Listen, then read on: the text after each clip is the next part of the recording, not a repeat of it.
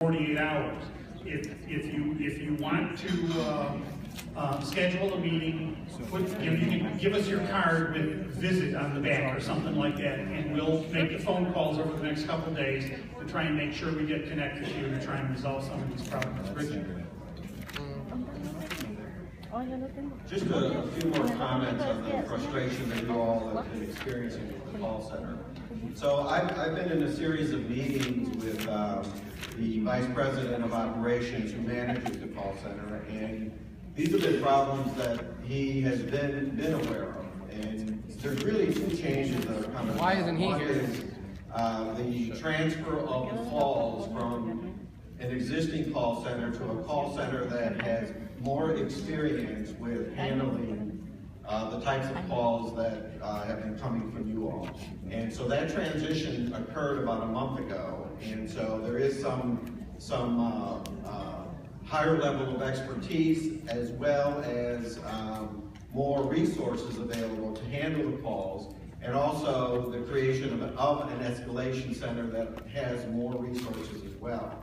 Now that being said, the other piece to that is making sure that the individuals that are taking the calls are appropriately trained, as you're indicating, and that understand what the program is and the types of calls that they're going to need to be responding to. The last thing we want to do is to have to escalate something and call you back.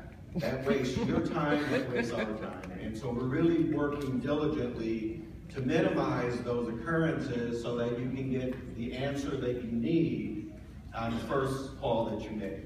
So I understand that you may not have seen an improvement yet, but please know that we're definitely working in that direction and that we've identified certain organizational changes that are going to get us to that point.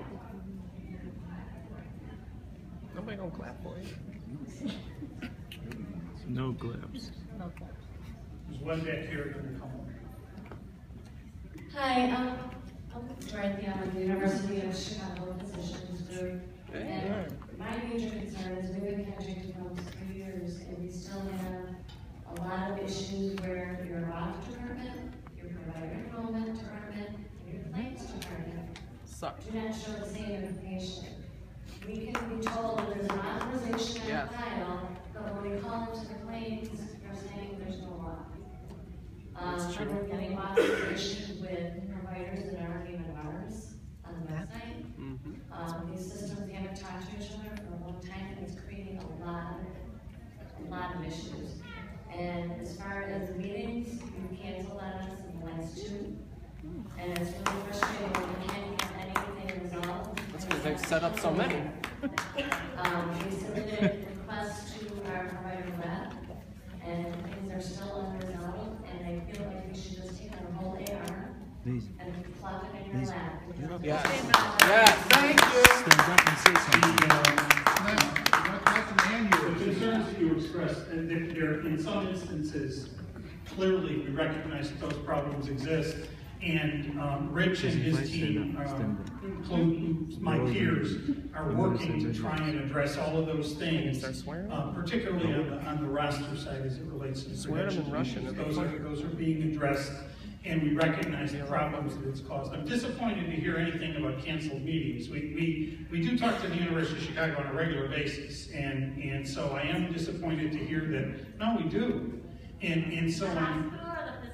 Well, that may be the problem. I mean, because one of the difficulties that we had, and I think Kim can speak to this if she was in the room, was that the people that we were working with changed, and as a result, some of the people from the physician side were not being invited to meetings on the hospital side, which they had been in the past. I assure you, if you give me a card, we'll be in touch with you tomorrow. And do our best to make sure that we can try and get this stuff resolved. I appreciate, again, for all of you, I understand the pain. It's pain on our side too when we recognize that these problems exist, but we're doing our best to try and solve them. There's a question right here, I'm sorry. Oh, no, I jumped the gun. I apologize. Can we do this one and then you're next? Hi, my name is Can you speak a little bit louder? Jackson Park Hospital, and I wanted to speak on the authorization authorization process, because the problem that we're having, patients are coming through our ER, patients are admitted to the ER, we're sending the information through timely, the clinicals and everything, but by the time we get a word back from the case manager, what's happening is the claim has been denied. The clinicals has been sent and everything, and then the patient's gone. And now you're telling us that the patient bill will not be paid. And that needs to be a better process, because we can't turn patients away. I heard someone earlier say that if they're coming through the ER, first of all. And then the second problem is, on a lot of the EOBs that we're receiving, is stating that the bill has been sent to the other payer. Bye guys. So when you're calling this Nice to meet you. medical or Take care, vice buddy. versa, you're calling a line 9, no one has their bill. And what's told to me is that they're not talking, systems are not talking, the files are not being transferred over, and that is not fair to the providers.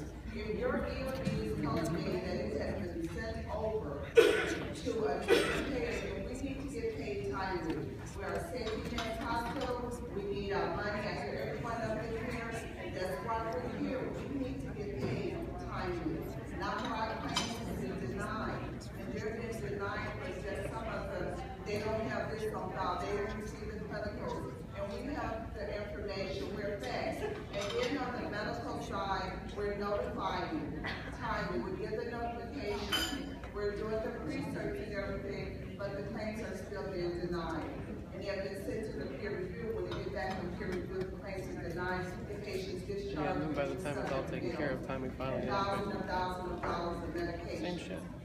There's no reason why the claim should not process. If it comes in on the medical side and goes to sabbatical on the behavioral side, that should process. And I also have all the EOBs and everything to say that. So I just work with a lot of, majority of your provider reps, Sharon up there, and all of them. I know them very well, Jack. They have been out to our hospital several times working with us, but still there's a breakdown when the claims are coming through and the clinicals. Those are the problems that we're having right now. Well, this much I can assure. We'll connect with you and discuss both the issue and the